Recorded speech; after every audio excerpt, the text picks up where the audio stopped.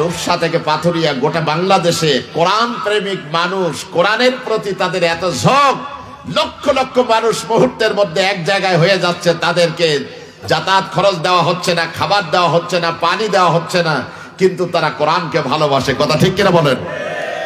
প্রিয় ভাই সব, সেই কোরআনের ভালোবাসার টানেই আমরা এখানে এসেছি। রাসূল করিম সাল্লাল্লাহু আলাইহি ওয়াসাল্লাম আব্দুল্লাহ ইবনে মাসউদ রাদিয়াল্লাহু তাআলা আনহুকে একদিন ডেকে বললেন, আব্দুল্লাহ ইবনে মাসউদ আমার কাছে এসো। হুজুরের কাছে আসলো।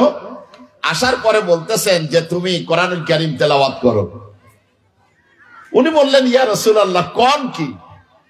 উনজিলা আলাইকাল কিতাব, এই কিতাব তো আপনার কাছে নাজিল হয়েছে, আর আমি পাশে বসে তেলাওয়াত করব, এটা আবার কেমন হলো? যারা আপনারা শ্রোতা আছেন, বড় বড় মসজিদের বড় বড় ইমামরা আছেন চতুর্দিকে, মনে করতেছেন যে আজকের আমারও তো আলোচনা করার কথা, আমি করতে পারলাম না, এটা কেমন হয়ে গেল? আসলে আপনারা প্রত্যেকেই বড় বড় বাগ্মী, বড় বড় বক্তা, আমি জানি। তারপরেও প্রোগ্রামটা আপনাদেরই এখানে উপস্থিত, সরব উপস্থিতি আমরা কামনা করি। কি কথা ঠিক কিনা বলেন?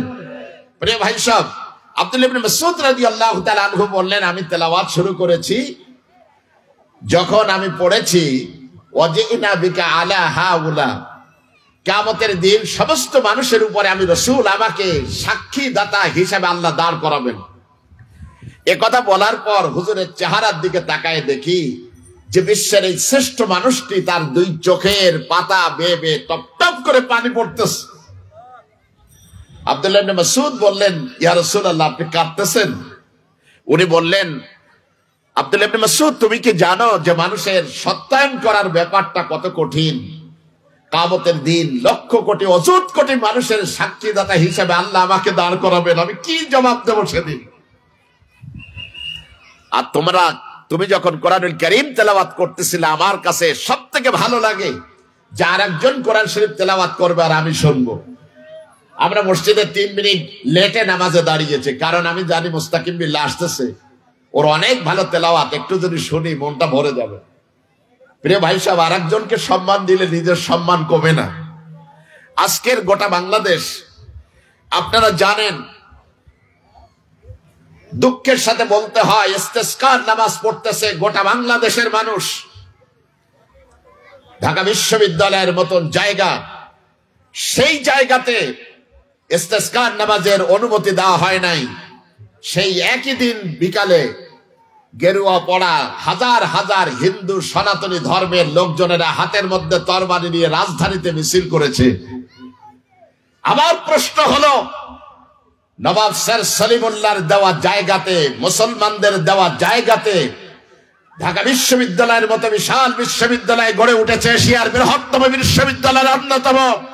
সেখানে যদি পূজা পার্বণের অনুমতি থাকে, মুসলমানরা কেন আল্লাহর কাছে সালাতুল ইস্তিসকা পড়ার অনুমতি পাবে না? গভর্নমেন্টের বদোদয় হবে আমার মনে হয়, হওয়া উচিত। প্রিয় ভাইরা, আমি বিক্ষিপ্ত আলোচনা করি না, এটা আপনারা জানেন। আল কোরআনটা আসলে কি? Al Quran is the source of all knowledge and science. পৃথিবীতে যত জ্ঞান দেখতেছেন, বিজ্ঞান দেখতেছেন, সবকিছুর উদয় হয়েছে কোরআন থেকে। এটা আপনি স্বীকার করেন আর না করেন। প্রিয় ভাই সব, এ কোরআনুল কারীম একদিনে হুজুরের কাছে নাজিল হয় নাই, সুদীর্ঘ 23 বছরে হুজুরের কাছে একটু একটু করে অবতীর্ণ হয়েছে। কারণ কি? হুজুরের কাছে যখন প্রশ্ন করা হয়েছে, তখন আল্লাহ রাব্বুল আলামিন তাকে জবাব শিখিয়ে দিয়েছেন, হে রাসূল, এ কোরআন আপনার কাছে একটু একটু করে নাজিল করেছি এ কারণে, যাতে করে ফুয়াদাক, আপনার হৃদয়ের মধ্যে পুরো কোরআনটা অঙ্কিত হয়ে যায়, প্রথিত হয়ে যায়, আপনি এটা কোনোদিন আর ভুলে না যান। এ কোরআন শরীফ হুজুরের কাছে আসা শুরু হলো। আজ পর্যন্ত 1450 বছরে এ কোরআনের গায়ে হাত দেওয়ার যোগ্যতা কারো হয় নাই। ভবিষ্যতে হবে? আসতে বলেন, কেন হবে? আমরা সেটা কি হতে দেব? আল্লাহ কি সেটা হতে দেবেন?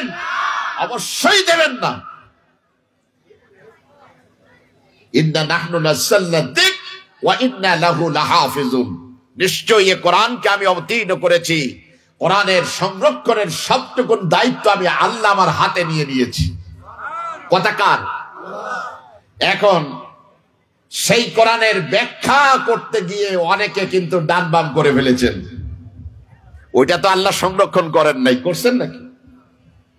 এক একজন এক এক অর্থ করেছেন, এক এক তাবির করেছেন, যে কারণে উম্মত পথভ্রষ্ট হচ্ছে। আমাদের আলেমদের দেখতেছেন না, আজকের ইউটিউবের মধ্যে ঢুকলে বক্তার অভাব নাই।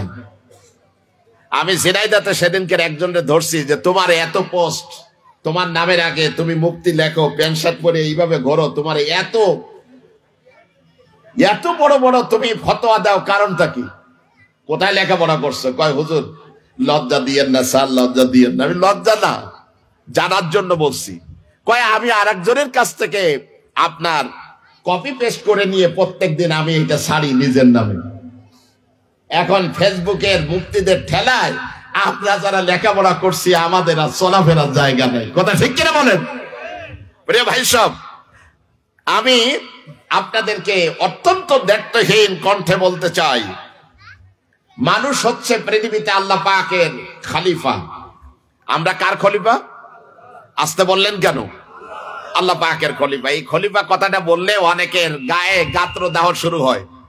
কয় হুজুর সব বলবেন বলবেন, এইসব কথা মনে হয় এর মধ্যেও রাজনীতি আছে। কোরআন শরীফের কথা সঠিকভাবে বলতে গেলেই কারো না কারো গায়ে আসর লাগবে। এটা আগেও লাগছে, এখনো লাগে, ভবিষ্যতেও লাগবে। লাগবে না? লাগবে না? কারণটা হচ্ছে আবু জাহাল ইন্তেকাল করেছে, আবু লাহাব ইন্তেকাল করেছে, আবু জাহাল ইন্তেকাল করেছে, আবু লাহাব ইন্তেকাল করেছে, উতবা সাইবা উমাইয়া ইবনে খালদ ইন্তেকাল করেছে, কিন্তু তাদের নাতি পুতিরা এখনো কিন্তু সজাগ আছে। ইসলামের বিষয় বললে ওনাদের গা চুলকায়, কিন্তু অন্য কোনো কিছু বললে গা চুলকায় না। চলুন আমরা কোরআনুল কারীমে চলে যাই, যেহেতু সময় কম, প্রধান আলোচক আলোচনা করবেন। আল্লাহ তাআলা বলছেন, আমি যে আয়াত তেলাওয়াত করেছি 26 নম্বর এবং 27 নম্বর আয়াত, সূরা সাদ, মক্কায় অবতীর্ণ একটা সূরা।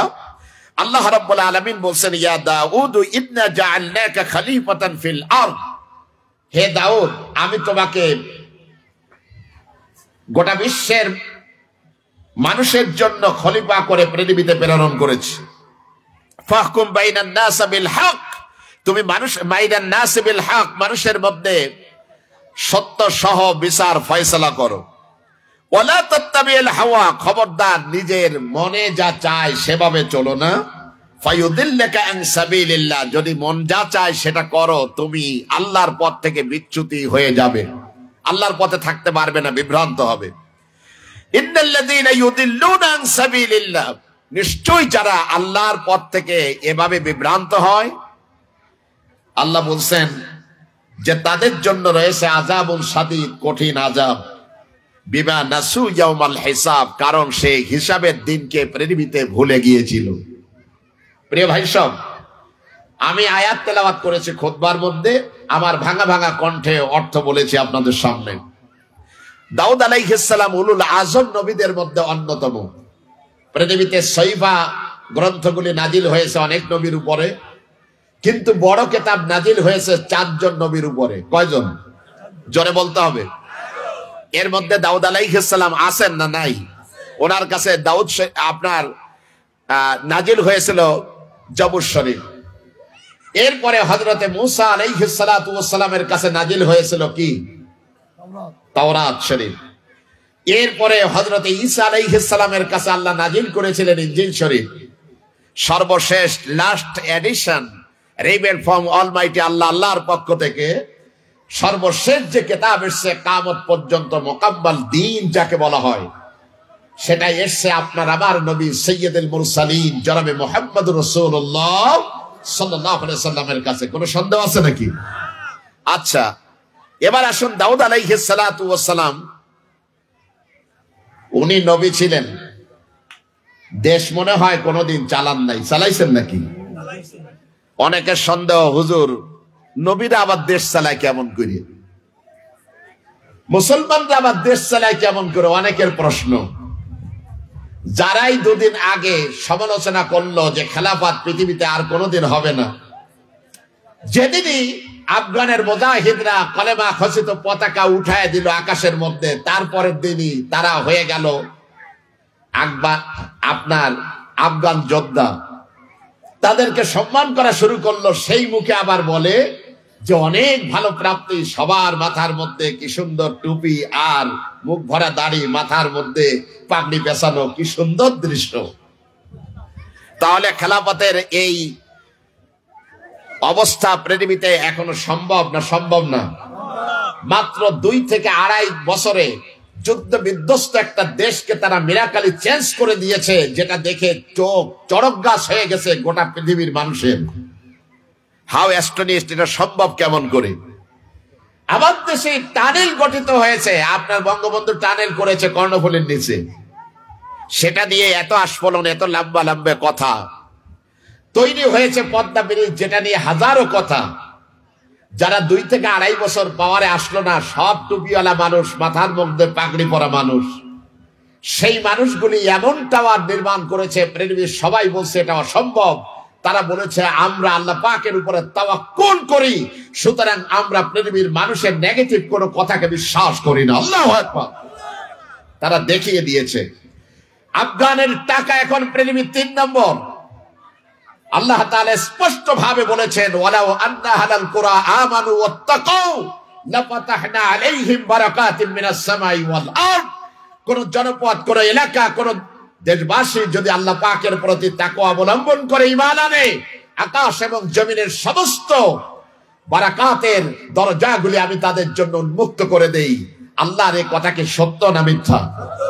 আসতে বলবেন না, জোরে বলেন। হযরত দাউদ আলাইহিস সালামকে আল্লাহ রাব্বুল আলামিন এত বেশি পাওয়ার দিয়েছিলেন যে তিনি লোহার উপরে হাত রাখলে লোহাটা গলে পানির মতো হয়ে যেত, এটা দেয়া নহর ছুটে যেত। নিজে হাত দিয়ে মেশিনারিজ তৈরি করতেন, যুদ্ধাস্ত্র তৈরি করতেন। প্রসঙ্গক্রমে যখন আসলোই, আমি সমস্ত আলেম ভাইরা, রূপসা নৈহাটি উপজেলার সমস্ত আলেমরা এখানে আছেন, আমি বিশ্বাস করি আমাদের মাকসাদ যেন শুধুমাত্র মসজিদের ইমামতি না হয়, আমাদের মাকসাদ যেন শুধুমাত্র মাদ্রাসার শিক্ষকতা না হয়। এই গোটা জাতি আলেমদের দিকে তাকিয়ে আছে। সুতরাং আমরা সমস্ত রন্ধ্রে রন্ধ্রে জাতির ঢুকতে চাই, যেখানে আমাদের অবদান রাখার সুযোগ আছে। কথা ঠিক কিনা বলেন? বলবেন হুজুর এরকম কথা বললেন, আমাদের তো ইমামতি থাকবে না, আপনি কোন কি? প্রিয় ভাই সব, আপনি খোলাফায়ে রাশেদা 4 সাহাবীর জীবন দেখেন, এরপরে মশহুর 4 জন বড় বড় ইমামের জীবন দেখেন, উপমহাদেশের সমস্ত বড় বড় মুজাদ্দিদ আলেমদের জীবনী দেখেন। প্রত্যেকের মাকসাদ ছিল কোরআনুল কারীমকে প্রচার প্রসার করা, কিন্তু তা দিয়ে আন করে জীবন যাপন করতে হবে এরকম ছিল না। তাদের ব্যক্তিগতভাবে উপার্জনের একটা রাস্তা তারা খুলে রেখেছিলেন। কথা কি ঠিক বলছি না ভুল বলছি? আমরা মসজিদ মাদ্রাসা কেন্দ্রিক হয়ে যাওয়ার কারণে বড় বড় স্কলার হওয়া সত্ত্বেও সমাজের জন্য আমাদের মেধা কোনো কাজে লাগতেছে না। এটা জাতির জন্য অত্যন্ত দুর্ভাগ্য। আজ আমাদের আলেমদের যারা চরিত্রের সনদ দিচ্ছে, তারা লেখাপড়া জানে না নিজেরা, তাদের নিজস্ব কোনো চরিত্র নেই। বেলা 12টা পর্যন্ত ঘুমায় থাকে, আর একজন ইমাম ফজরের আজান হলেই সে নামাজের জন্য দাঁড়ায় যায়, নামাজ পড়ে মানুষের সাথে মেশা শুরু করে। এনারা যখন দুপুর করে, ওনারা তখন দুপুরে ঘুম থেকে ওঠে। লেখাপড়া জানে না, তার কাছে যে চারিত্রিক সনদ এনে আমাদের জীবনকে রঙিন করতে হয়, এটা আমাদের জন্য অত্যন্ত দুর্ভাগ্য। প্রিয় ভাই সব, আল্লাহ রাব্বুল আলামিন হযরত দাউদ আলাইহিস সালাতু ওয়াস সালাম এবং তারই ছেলে হযরত সুলাইমানকে আল্লাহ এমন জ্ঞান দিয়েছিলেন, এরকম জ্ঞানের বহর পৃথিবীতে দেওয়া মানুষের সংখ্যা খুবই কম। আল্লাহ তাআলা বলেছেন, ওয়ালাকাদ আতাইনা দাউদ ওয়া সুলাইমানা ইলমা। আমি দাউদ এবং সুলাইমান দুজনকেই ইলম দিয়েছিলাম, জ্ঞান দিয়েছিলাম। আলেম ভাইদের আরেকটা দৃষ্টি আকর্ষণ করে, আমার দেশে যারা বুদ্ধি বিক্রি করে খায় তাদেরকে বুদ্ধিজীবী বলা হয়। কি বলা হয়? যারা সাংবাদিকতা করে তাদেরকে সাংবাদিক পেশা হিসেবে তাদেরকে বলা হয়। এরপরে বিভিন্ন শ্রেণীতে যারা যারা লেবারি করে তাদেরকে পেশাজীবী বলা হয়। এমনি করে শ্রমিক বলা হয়, লেবার বলা হয়, ডে লেবার বলা হয়। এক একজনের এক একটা লকব আমরা ব্যবহার করি। কিন্তু বিশ্বাস করেন, গোটা কোরআন শরীফের টপ টু বটম আপনি রিসার্চ করলে কোথাও কিন্তু বুদ্ধির কথা বলা হয় নাই। সমস্ত কোরআনের মধ্যে আল্লাহ তাআলা দিয়েছেন ইলমের কথা, জ্ঞানের কথা। সুতরাং মুমিনরা কখনো বুদ্ধির জোরে ভেস্তে যাবে না, তারা যাবে ইলমের জোরে আল্লাহ পাকের ভেস্তে, ইনশাআল্লাহ। বলেন আস্তে পড়বেন, জোরে বলেন ইনশাআল্লাহ। আমি আপনাদের কাছে বলবো, বাংলাদেশে এ পর্যন্ত স্বাধীনতার এই 52 বছরে যারাই ফিতনা সৃষ্টি করেছে, ইসলাম সম্পর্কে বিষোদ্গার ছড়িয়েছে, ম্যাক্সিমাম তারা কোনো না কোনো ঘরানার বুদ্ধিজীবী। এই বুদ্ধিজীবীরা বুদ্ধি বেছে বেছে ইসলামের বিরুদ্ধে তারা কথা বলতে চায়। আমরাও দায়িত্বহীন ভাবে বলতে চাই, সমস্ত নবীদেরকে আল্লাহ ইলম দিয়েছিলেন, আমরা সেই ইলম নিয়ে সামনে মানুষের সামনে যেতে চাই। আপনারা কি রাজি আছেন? আল্লাহ বললেন, আমি দাউদকে আর সুলাইমানকে জ্ঞান দিয়েছিলাম। জ্ঞান দেওয়ার পর মানুষের দেখবেন অবস্থার চেঞ্জ হয়, একজন আরেকজন পাশে বসে না। বিশেষ করে বাংলাদেশের আলেম, এক ধরনের আলেম আর এক ধরনের আলেমকে দেখতে পারে না। একজনের টুপি উঁচু আর একজনের টুপি নিচু, দুইজন এক জায়গায় বসে না, খায় না। একজন যে ফতোয়া দিল, এই ফতোয়াটাকে কর্তন করার জন্য আরেকজন প্রাণান্ত করার চেষ্টা করে। আমি কি সত্য বলছি না ভুল বলছি? আমি আপনাদের কাছে অত্যন্ত বিনয়ের সাথে বলবো, ইলম যারা অর্জন করবে তাদের চরিত্র হবে হযরত দাউদ এবং সুলাইমান আলাইহিস সালামের মতো। ওনারা কি বলেছিলেন? ইয়া আইয়ুহান নাস, হে মানব মণ্ডলী, উল্লিমনা মানতিকাত তাইর ওয়া উতিনা মিন কুল্লি শাই। নিশ্চয়ই আল্লাহ রাব্বুল আলামিন আমরা বাবার ছেলে দুজনকেই পাখির ভাষা শিক্ষা দিয়েছেন। কে? পাখির ভাষা বুঝতেন।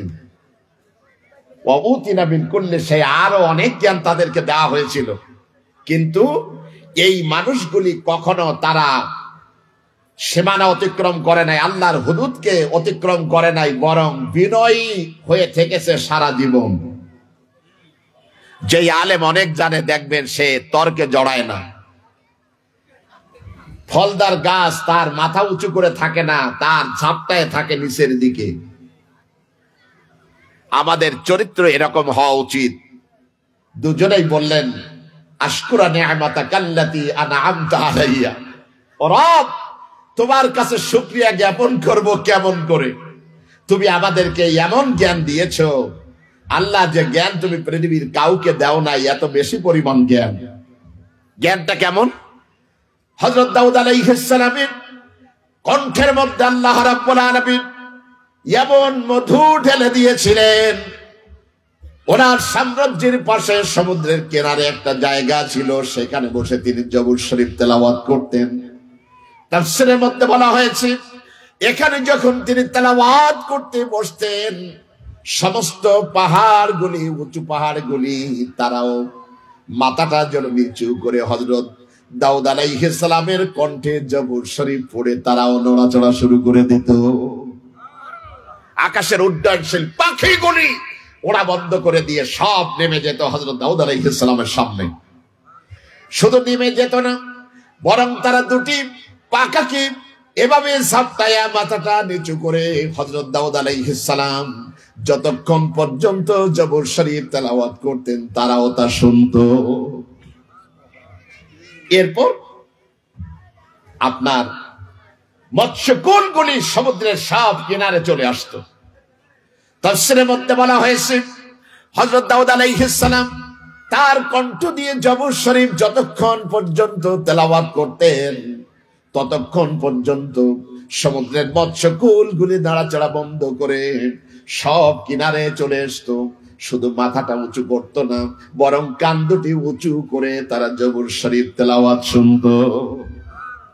হযরত দাউদ আলাইহিস সালাতু ওয়াস সালামকে আল্লাহ রাব্বুল আলামিন কি ইজ্জত দিয়েছেন, তার দুটি জিনিস আল্লাহ সবথেকে বেশি পছন্দ করেছেন। এক নম্বরে দাউদ আলাইহিস সালামের সালাত বা নামাজ, সুবহানাল্লাহ।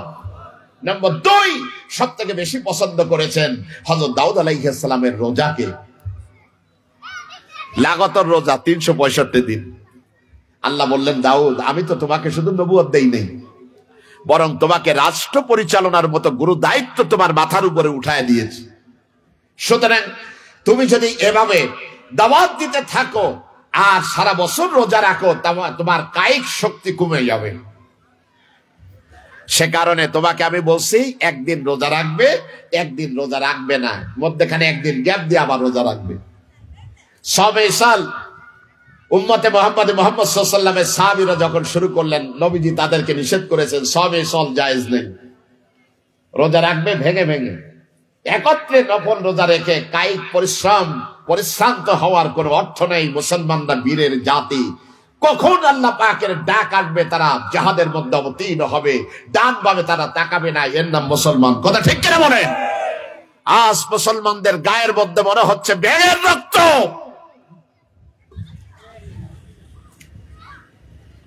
সব থেকে আশ্চর্য লাগছে আমার কাছে, গত জুমার আগের জুমায় ফিলিস্তিনের গ্রান্ড মুফতি তিনি জুমার দিনে খুতবা দিতে উঠে বলতেছেন 30,000-এর উপরে ফিলিস্তিনি বেসামরিক নাগরিকদের রক্ত যেই জাতিকে জাগ্রত করতে পারে না, 30 লক্ষ ঘর বাড়ি আমাদের ভেঙেছিল, তছনছ করে দিয়েছে, যেই জাতিকে সেটাও জাগ্রত করতে পারে না, যেই জাতি এই পৃথিবীর নিরন্ন মানুষের মুখে হাসি ফুটানোর জন্য তাদের মন কাঁদে না, আমার এই খুতবা তাদেরকে জাগ্রত করবে এটা আমি বিশ্বাস করি না। খুতবার দরকার নাই, নামাজে দাঁড়াই যান। শুনছেন কত আক্ষেপের কথা, কত আক্ষেপের কথা। প্রিয় ভাই সব, দাউদ আলাইহিস সালাতু ওয়াস সালাম বিচার সালিশ করতেন মানুষের মধ্যে। আল্লাহ বললেন ফাহকুম বাইনান নাস বিল হক, মানুষের মধ্যে সত্য সহ বিচার করো। আজকের আপনাদের এই রূপসা অঞ্চলে সব মাছ ব্যবসায়ী আছে, আশেপাশে আছে না? প্রত্যেকদিন কোনো না কোনো ঘরের মধ্যে ডিপোর মধ্যে দেখবেন খালি বিচার সালিশ, চেক নিয়ে, টাকা নিয়ে, পয়সা নিয়ে, দাদন নিয়ে। কি এপারে আছে না নাই? আমাদের উপরে আছে, আমি জানি ভালো করে, আর আমি তো নতুন বাজার এলাকায় থাকি। যে কথা আমি বলছিলাম সেটা হচ্ছে ন্যায় বিচারটা সবাই করতে পারবে না। এই ন্যায় বিচার হিসাবে কায়েম হওয়ার জন্য সব থেকে বেশি জরুরি হচ্ছে জাতির মধ্যে ইলমে ওয়াহির জ্ঞান। যারা আজকের বিচার সালিশ করতেছে, কোর্টে করতেছে এক গ্রুপ, বাইরে করতেছে এক গ্রুপ, অ্যাডভোকেটরা করতেছে কোর্টের বারান্দায়, আর আমাদের সমাজপতিরা করতেছে আমাদের সমাজের মধ্যে। আপনি দেখবেন প্রত্যেকটা বিচার নিয়ে প্রশ্নবোধক চিহ্ন আছে না নাই? কিন্তু আপনি নবীদের বিচার দেখেন, সেই থেকে এই পর্যন্ত আজ পর্যন্ত কোন নবীর বিচার আপনি ভুল পাইছেন? পাবেন না। আপনার আমার নবী তো রাষ্ট্র চালিয়েছেন 10 বছর।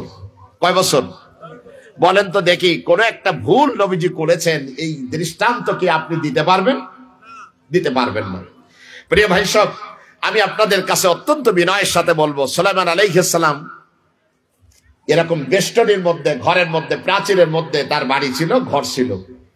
আর অনেক আলেমরা দেখবেন সকালবেলা ফজরের নামাজ পড়তে যাওয়ার সময় দরজার মধ্যে তালা লাগাই যায়। একজন কয় হুজুর বিপদে পড়ছে আপনার কথা শুনে, একজন আলেমরে দিলাম মাইয়া, তার বাড়ির দরজায় তালা দেওয়া থাকে। তো আমি হেসে দিয়ে বললাম যে জনাব, এটা তো সুন্নতে দাউদ, হযরত দাউদ আলাইহিস সালামের সুন্নত ছিল। সুবহানাল্লাহ। উনি বের হতেন, স্ত্রী আলগা না হয়, অন্য মানুষ এসে ডিস্টার্ব না করে, বাইরে থেকে তালা দিয়ে বাইরে কাজ বাজ করে আবার তালা খুলে ঢুকতেন। হয়তোবা ইমাম সাহেব এটা করছে কারণ উনি তো ঘুমানো, উঠবে আরো পরে, উনি মসজিদে যাবে আজানের সময়।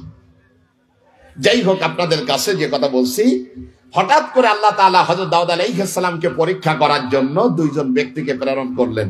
দুজনই ফেরেশতা, উনি জানতেন না। দাউদ আলাইহিস সালামের সামনেই ওয়াল টপকায়ে ভিতরে ঢুকেই বলতেছে, আল্লাহর নবী দাউদ, আপনি তটস্থ হবেন না, ভয় পাবেন না, আমরা আপনার কাছে একটু এসছি বিচারের জন্য। কি জন্য? বিচারের জন্য। কি বিচার? একজন বলল যে আমার সহোদর ভাই, ওনার হচ্ছে 99টা স্ত্রী, তখন একাধিক স্ত্রী রাখা শরীয়তে বৈধ ছিল। আর আমার মাত্র একজন স্ত্রী, আমার স্ত্রীর দিকে তাকায় সে, সেদিকে এখন তার দৃষ্টি পড়ছে, তার ঘরে আছে 99 জন। এইটা কেমন হলো বলেন, আপনি বিচার করেন। আল্লাহর নবী হযরত দাউদ আলাইহিস সালাতু ওয়াস সালাম মুস্কি হেসে বললেন যে তোমরা যে বিচার নিয়ে এসছো, আসলেই যার স্ত্রী বেশি তাকে বললেন যে তুমি অবিচার করছো, জুলুম করছো তার উপরে, ওদিকে তোমার নজর দেওয়া উচিত নয়। স্ত্রী তো আমানত একজন পুরুষের কাছে। এমনি করে আল্লাহ তাআলা পরীক্ষা নিলেন। পরে প্রকাশ হয়ে গেল যে আসলে এই দুজনেই ছিল আল্লাহ পাকের ফেরেশতা, আল্লাহর পক্ষ থেকে পাঠিয়ে দিয়েছিলেন আল্লাহ পাক, যে দেখি দাউদ আলাইহিস সালামের বিচারটা কেমন, সঠিক না বেঠিক। যাই হোক, যখন এক বিচার দুইবার করেছিলেন, 13 বছর বয়সে হযরত সুলাইমান আলাইহিস সালাম নিজের ছেলে, এই বিচার দেখে মুগ্ধ হয়ে গিয়েছিলেন হযরত দাউদ আলাইহিস সালাম। নিজের মাথা থেকে রাজমুকুটটা নামাইয়া 13 বছরের বয়সের এই যুবক হযরত সুলাইমানের মাথার উপরে পরিয়ে দিয়ে বলেছিলেন, আমি তো কর্মক্লান্ত, বয়স হয়ে গেছে আমার, তালুত জালুতের সাথে যুদ্ধ করে আমি এখন নিষ্ক্লান্ত, আমাকে অবসর দাও, তুমি এখন রাষ্ট্রের ভার নাও। সুলাইমান আলাইহিস সালাতু ওয়াস সালামকে আল্লাহ 3টা জিনিস দিয়েছিলেন। বায়ুকে তার অধীন করে দিয়েছিলেন। সুবহানাল্লাহ বলেন। বায়ুকে শুধু অধীন করে দেন নাই, সকালবেলা বায়ু এসে হযরত সুলাইমানের কাছে বলতো কোন দিকে যাব। উনি যদি বলতেন ডান দিকে, অমুক জনপদে পানির দরকার, দেখে এসেছি, ওনার রাজ তখ্ত আকাশ থেকে বাতাসের উপরে উঠতো। গোটা বিশ্ব তিনি শাসন করেছেন হযরত সুলাইমান আলাইহিস সালাম। তো সেই এলাকায় বৃষ্টি হতো। নম্বর 2, তাকে দেওয়া হলো এমন পাওয়ার যে তিনি তামার উপরে হাত দিলে তামা গলে তার ভিতর থেকে পানির মতো নহর ছুটে যেত। অর্থাৎ তামা দিয়ে তিনি জিনিসপত্র তৈরি করতেন। সুবহানাল্লাহ বলেন। নম্বর 3, পৃথিবীর অবাধ্য যত জাতি, জিন, দৈত্য, দানব, মানুষ, পাখি, সমস্ত প্রাণী কুলকে হযরত সুলাইমান আলাইহিস সালামের অনুগত করে দেওয়া হয়েছিল। সিস্টেমটা কি ছিল? ওনার হাতের মধ্যে একটা আংটি ছিল, যেই আংটিটা ঘষা দেওয়ার সাথে সাথে দৈত্য দানবের সর্দারেরা হাজির হয়ে যেত। সুলাইমান, আমরা হাজির, কি বলবে বলো, কি করতে হবে বলো। হযরত সুলাইমান আলাইহিস সালাম যা তাদেরকে নির্দেশ দিতেন, অসাধ্য সাধন করে দিত তাদের দিয়ে। দাউদ আলাইহিস সালামের সময় বাইতুল মুকাদ্দাস তৈরি হলো। হুজুরকে প্রশ্ন করা হয়েছে, ইয়া রাসূলুল্লাহ, পৃথিবীতে আল্লাহর ঘর কোনটি? কয় ইন্না আউয়ালা বাইতি উদিয়া লিন-নাস। মক্কা শরীফে যে কাবা শরীফ দেখতেছো, এটা হলো ফেরেশতারা প্রথম তৈরি করেছে। হুজুর, আর কোনটি ফেরেশতাদের দিয়ে তৈরি হয়েছে? হুজুর বললেন সেটা হচ্ছে বাইতুল মুকাদ্দাস। সুবহানাল্লাহ।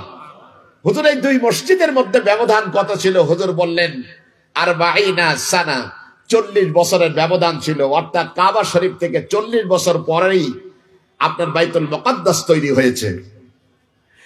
এরপরে এই বাইতুল মুকাদ্দাসের পুনর্নির্মাণ করতে গিয়ে দাউদ আলাইহিস সালাম শেষ বয়সে চলে আসলেন। উনি ইন্তেকাল করলেন। সুলাইমান আলাইহিস সালাম একদিন ঘষা দিলেন তার আংটিতে। দৈত্য দানবের সমস্ত লিডাররা এসে হাজির। সুলাইমান, কি বলতে করতে হবে বলো। উনি বললেন বাইতুল মুকাদ্দাস এটা অত্যন্ত জরুরি একটা জায়গা, আল্লাহ তাআলা এটাকে পছন্দ করেন। সুবহানাল্লাহ বলেন। কোরআন শরীফের মধ্যে যে গলি 3টা মসজিদের নাম আছে, তার মধ্যে একই আয়াতের মধ্যে 2টি মসজিদের নাম। একটা হচ্ছে মসজিদে হারাম অর্থাৎ কাবা শরীফ, আর একটা হচ্ছে মসজিদে আকসা, তার মানে হলো বাইতুল মুকাদ্দাস, যেটা নিয়ে এখন বিশ্ব মিডিয়ার শিরোনাম হচ্ছে প্রতিদিন। প্রিয় ভাই সব, হযরত সুলাইমান আলাইহিস সালাম তাদেরকে বললেন যে আমার আব্বার স্বপ্ন আমি বাস্তবায়ন করতে চাই। পৃথিবীতে জল এবং স্থলে যেখানে যেই ধরনের পাথর আছে, সমস্ত আনকমন পাথরগুলি আমার সামনে উপস্থিত করো। বলতে যতটুকু সময়, হাজির করতে সময় ক্ষেপণ হলো না, সব এনে স্তূপ করে ফেলেছে। হযরত সুলাইমান আলাইহিস সালাম পাথরের কোয়ালিটি দেখে দেখে বলেছেন, এটা দিয়ে ভিতরে লাগাও, এটা ইমাম সাহেবের মেহরাবে লাগাও, এটা মেম্বারের সাথে যুক্ত করো। আপনারা জানেন বাইতুল মুকাদ্দাস পৃথিবীর মানুষের কলিজার একটা অংশ, বিশেষ করে মুসলমানদের। কথা ঠিক কিনা বলেন? আল্লাহ বলেছেন বারাকনা হাওলাহু, যেই বাইতুল মুকাদ্দাসের চতুর্দিকে আমি বরকতপূর্ণ করেছি, তার মানে বাইতুল মুকাদ্দাসের পাশে কমপক্ষে 70,000 নবীদের কবর আছে। এখানে কবরের মধ্যে শুয়ে আছেন হযরত সুলাইমান আলাইহিস সালাম, শুয়ে আছেন হযরত দাউদ আলাইহিস সালাম, শুয়ে আছেন হযরত ইউনূস আলাইহিস সালাম, শুয়ে আছেন হযরত আইয়ুব আলাইহিস সালাম। এমনি করে পৃথিবীর শ্রেষ্ঠ শ্রেষ্ঠ নবীদের কবর হচ্ছে এই বাইতুল মুকদ্দাসের পাশে। আল্লাহ বলেছেন, নবীজি তোমাকে আমি মেরাজের রাত্রে এই বাইতুল মুকদ্দাস সফর করিয়েছি, তুমি যেন স্বচক্ষে এগুলি দেখতে পারো। বাইতুল মুকদ্দাসের ভিতরে এখনো পর্যন্ত কাঙ্ক্ষিত মানের এই ধরনের বাতি নেই, লাগে না বাতি। এর নিজের আলোয় উদ্ভাসিত, অর্থাৎ ভিতরে যেই সমস্ত আপনার পাথর লাগানো হয়েছে, পাথরের আলোয় আলোকিত বাইতুল মুকদ্দাস। সুবহানাল্লাহ বলেন।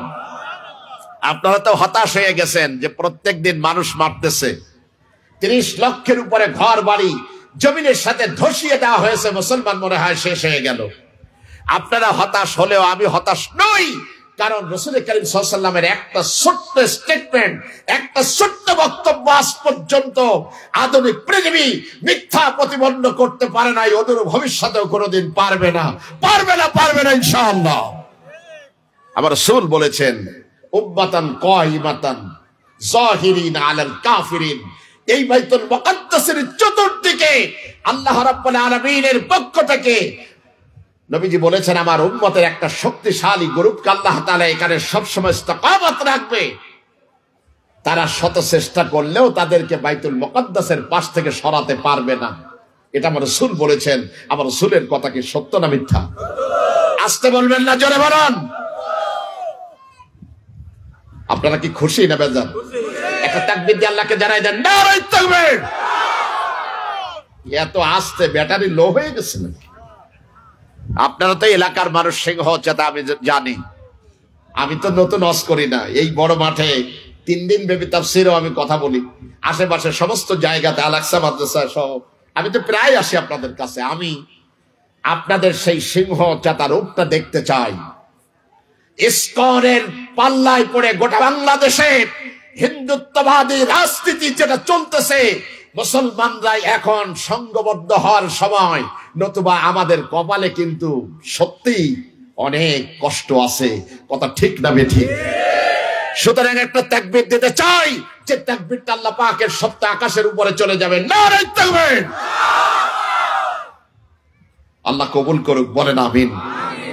প্রিয় ভাই সব, আমি আপনাদের কাছে বাইতুল মুকদ্দাস সম্পর্কে বললাম। একদিন আসরের পরে হঠাৎ করে একজন নবী আসবেন আমার নবীর উম্মত হয়ে। তার নাম কি? কি নাম ভুলে গেছেন নাকি? হযরত ঈসা আলাইহিস সালাম ফেরেশতাদের কাঁধের উপরে ভর করে আসরের পরে কাবার উপরে নামবেন।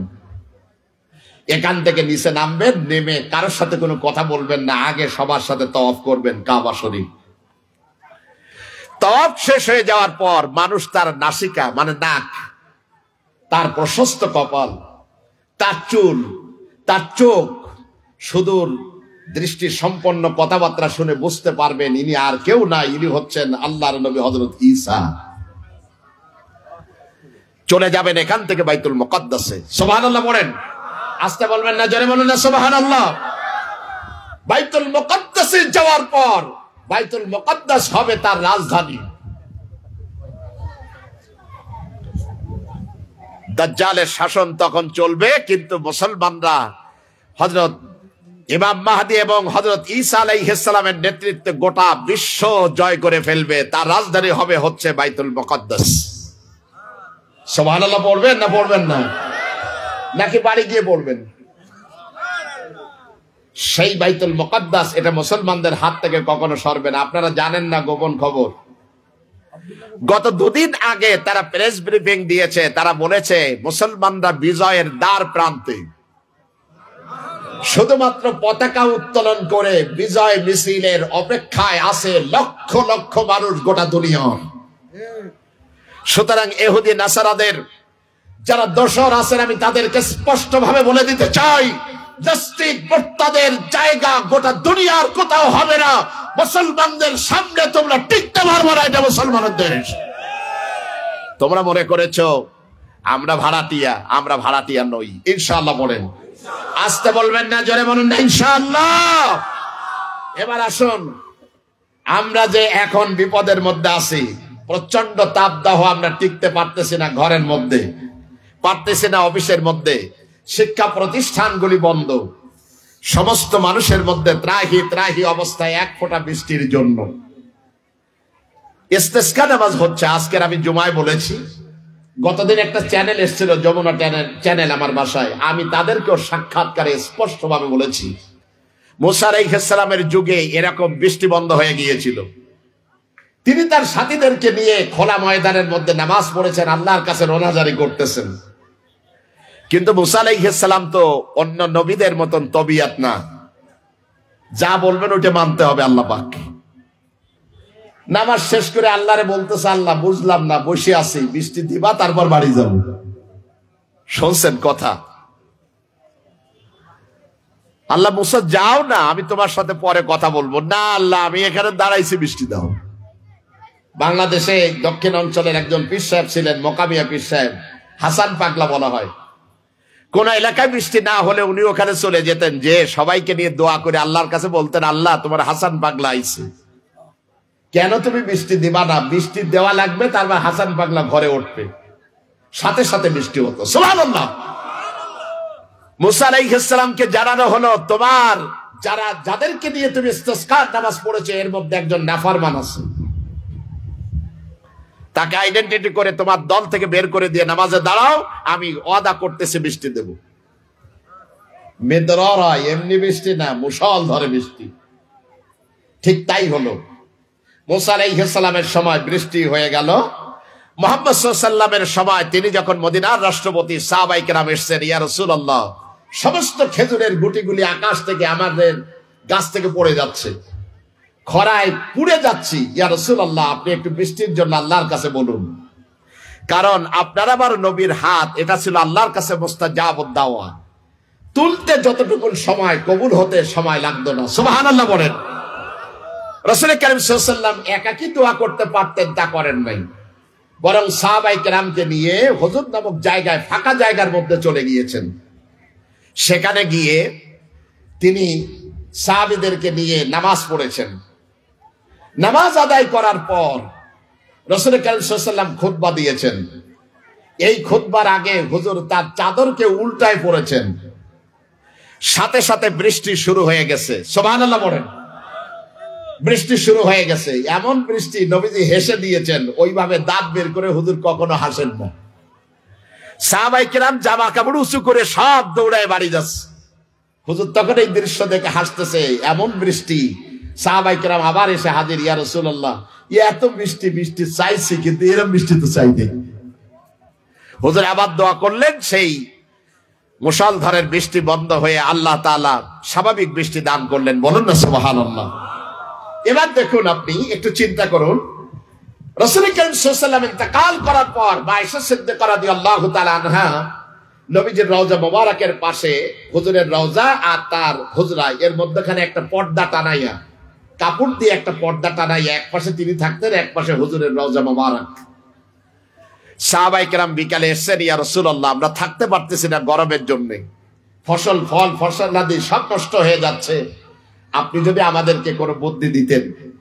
আপনি তো হুজুরের কাছে ছিলেন। সুবহানাল্লাহ বলেন। হুজুর কি বললেন?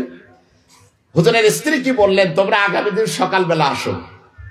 পরের দিন সকালবেলা আবার এসেছেন, হুজুরের দরজায় এসে সালাম দিয়ে উম্মাহাতুল মুমিনিনকে বলেছেন, আপনি আমাদেরকে কোনো পন্থা শিখায় দেন যাতে করে বৃষ্টি আল্লাহ পাক দিয়ে দেন। আয়েশা সিদ্দিকা রাদিয়াল্লাহু তাআলা আনহা, তখন রাসূল কারীম সাল্লাল্লাহু আলাইহি ওয়াসাল্লামের রওজা মোবারকের উপরে একটা খেজুর গাছ ছিল। কি গাছ? জোরে বলেন। একটা খেজুর গাছ। এই খেজুর গাছের অনেকগুলি পাতা ছিল।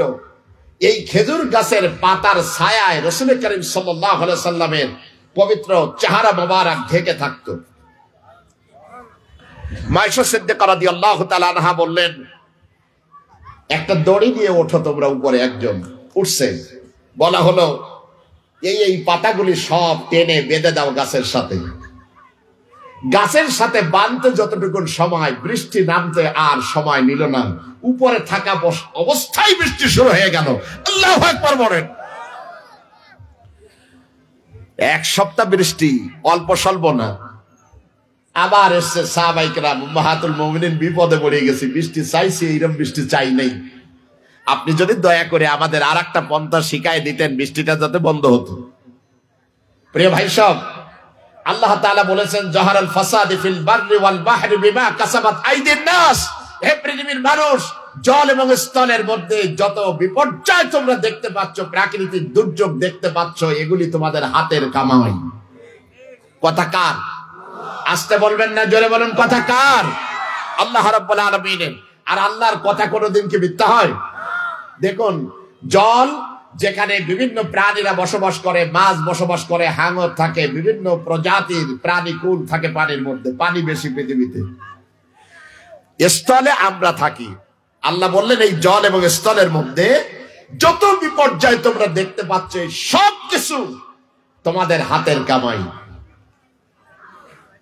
লিয়ুযীকাহুম বা'দাল্লাযী মা কাসাবু। তোমরা যে অপরাধগুলি করেছো, জুলুমগুলি করেছো, সে বিষয়ে আমি তোমাদেরকে দুনিয়াতে একটু শাস্তি দিতে চাই। কথা কার? কেন? এ কারণে লাআল্লাহুম ইয়ারজিউন, সম্ভবত বিপদে পড়লে তোমরা আমার কাছে আবার ফিরে আসবে। প্রিয় ভাই সব, কাতারের দুবাই নগরী পৃথিবীর শ্রেষ্ঠ স্থাপত্যকৃতির অনন্য দৃষ্টান্ত। আপনি যদি কোনোদিন যান, মনে হবে যেন রং তুলি দিয়ে কে যেন ছবি আঁকিয়ে রেখেছে, এমন এক দেশ। মুসলমানদেরকে আল্লাহ সম্পদ দিল, কিন্তু সেটা শুধু ভোগ করে গেল, মানবতার কল্যাণে এটা ব্যয় করলো না। কথা ঠিক কিনা বলেন? এই শহরে কোন মূর্তি উপাসক ছিল না, এখানে কোনো মন্দির নাই। মুসলমানদের 100% দেশ। কাতারের আমিরের মাথার মধ্যে এমন গোবর ঢুকছে, ইন্ডিয়া থেকে ভাড়া করে গেরুয়াদেরকে, উগ্র হিন্দুত্ববাদী নেতাদেরকে সব নিয়ে গেছে সেখানে জেট বিমানে করে। সেই বিমানের মধ্যে আবার হাঁটতে যেটা পারে না তাকে দেওয়া হয়েছে হুইল চেয়ার। গায়ের মধ্যে গেরুয়া পোশাক পরে অনন্য সাজে সেজে তারা কাতারের মধ্যে যখন নেমেছে, দুবাইতে যখন নেমেছে, তখন মানুষ সিসি করেছে যে এই দেশে মূর্তি পূজা ছিল না, সেখানে মূর্তি উদ্বোধন করতেছে, এত বড় লম্বা জামা গায়ে দিয়ে। এটা তাদের কাছে দৃষ্টিকটু মনে হয়েছে। যেদিন দুবাইতে আপনার এই কাহিনী ঘটলো, 4 ঘন্টার ব্যবধানে আল্লাহ রাব্বুল আলামিন আশেপাশের সমস্ত সমুদ্র, মহাসমুদ্রের তলদেশটাকে আল্লাহ উঁচু করে দিলেন।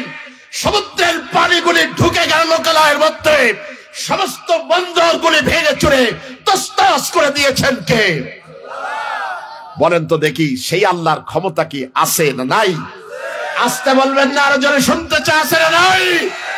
সুতরাং যারা আল্লাহ দ্রোহী, আল্লাহর কথা শুনতে ভালো লাগে না, রাসূলের কথা শুনতে ভালো লাগে না, তাদেরকে অত্যন্ত বিনয়ের সাথে বলবো, এখনো ফিরে আসেন।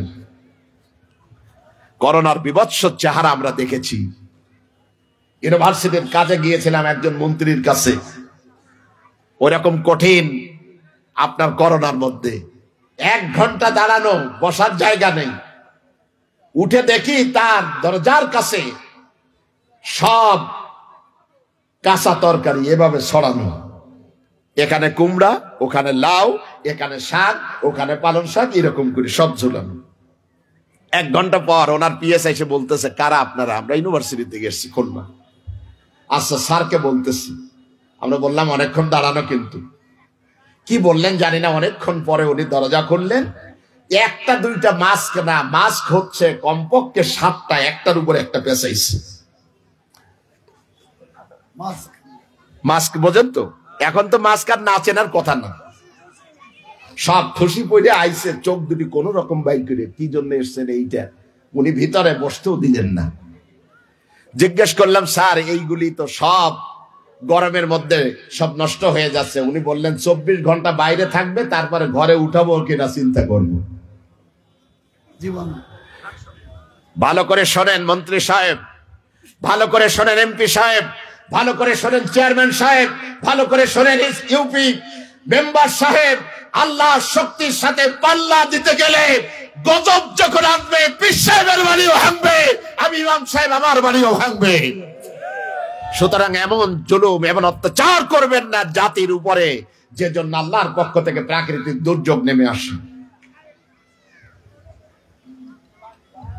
থিওডর রুজভেল্ট নাম শুনছেন আপনারা? 90-এর দশকে মিডল ইস্টের 4টা দেশকে ধ্বংস করা হয়েছে আমেরিকার মিত্র বাহিনীর হাতে, যেই আপনার নৌযানের উপরে বসে 90টা বিমান একসাথে নামতে পারে, উঠতে পারে, এরকম বিশাল ডকইয়ার্ড। 80টা হেলিকপ্টার নামতে পারে, উঠতে পারে। 4000-এর উপরে প্রশিক্ষিত এক্সপার্ট আপনার নৌসেনারা তার মধ্যে ছিল। 500-র উপরে ছিল শুধুমাত্র পাইলট, যারা এই বিমান চালাতে পারে, আপনার হেলিকপ্টার চালাতে পারে। এদের সংখ্যা ছিল তার মধ্যে। ইসলামিক ফাউন্ডেশন আমাদেরকে ডেকেছিল, তার মধ্যে আমিও এক গোলাম ছিলাম।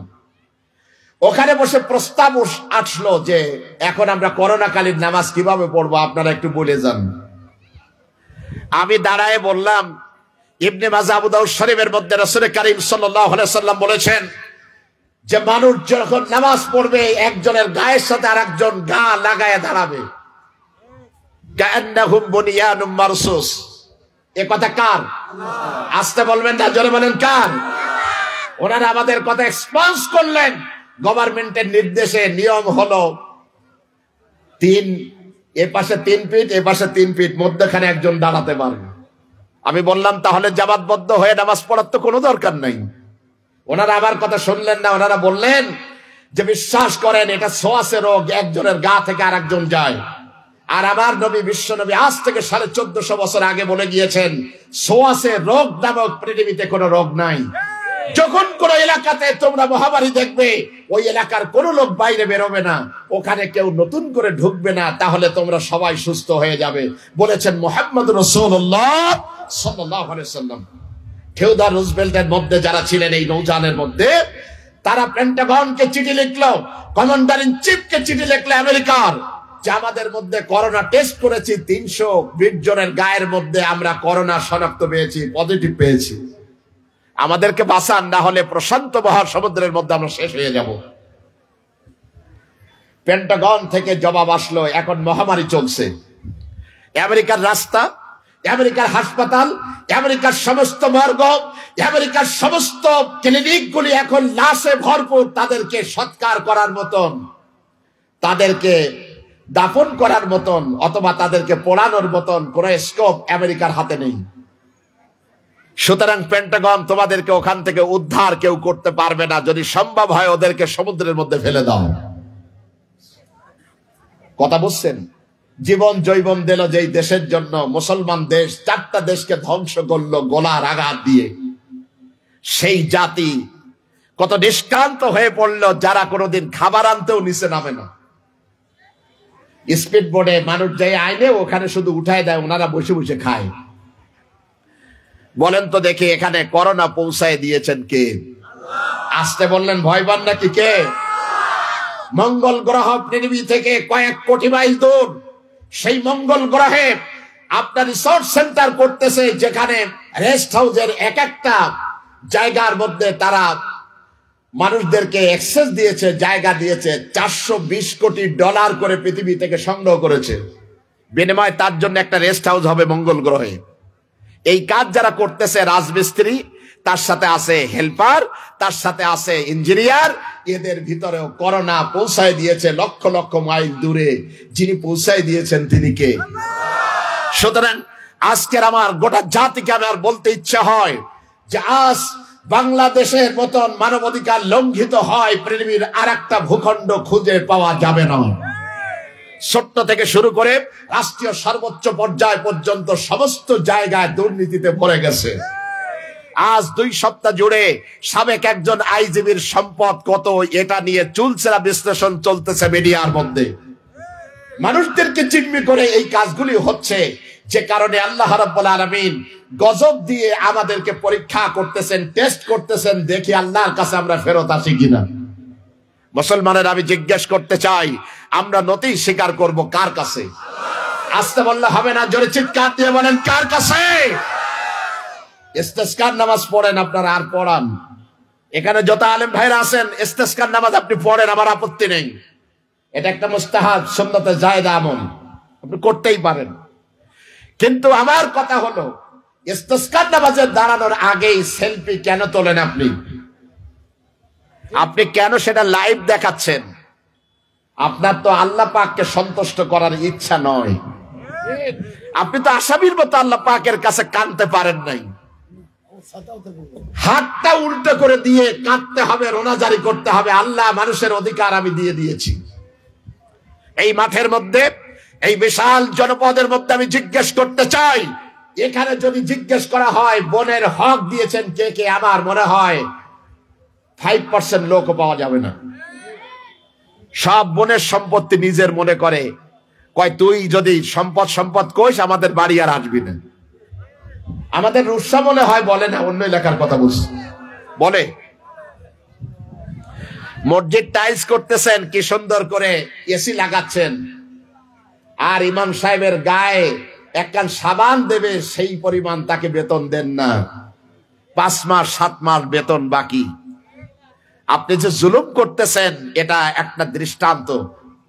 বিশ্বাস করেন এই জুলুম থেকে নিজেকে বিরত যখন রাখবেন, আল্লাহর কাছে তওবা করবেন, মানুষের অধিকার দিয়ে দেবেন, আপনার ইস্তিসকার নামাজ মানুষকে দেখানোর জন্য যখন না হবে, অবশ্যই আল্লাহ রাব্বুল আলামিন আকাশ থেকে আমাদের জন্য রহমতের বৃষ্টি নাজিল করে আমাদেরকে সিক্ত করবেন ইনশাআল্লাহ। বলেন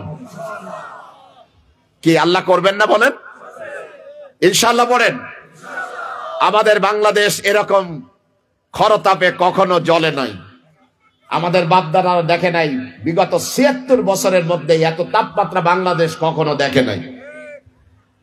সুতরাং আমি আপনাদের কাছে অনুরোধ করব, কোরআনের এই প্রোগ্রাম থেকে আজকের জন্য আমরা তওবা করি, আল্লাহ কবুল করে। বলেন না আমিন। মাওলানা ইয়াহিয়া মাহমুদ সাহেব অত্যন্ত যোগ্য আলেমে দ্বীন, বাংলাদেশের শীর্ষ আলেমে দ্বীনের মধ্যে অন্যতম। হুজুর চলে এসেছেন, আমি আর আমার কথা বৃদ্ধি করে আপনাদের কষ্ট দেব না, মেহমানের সম্মানে আমার কথা শেষ করছে। আবার যদি দেখা হয় সেদিন কথা হবে। হাদা মা ইনদি ওয়াল ইলমু ইনদাল্লাহ আলাইহি তাওয়াক্কালতু ওয়া ইলাইহি মুনীব। আসসালামু আলাইকুম ওয়া রাহমাতুল্লাহি তাআলা ওয়া বারাকাতুহু।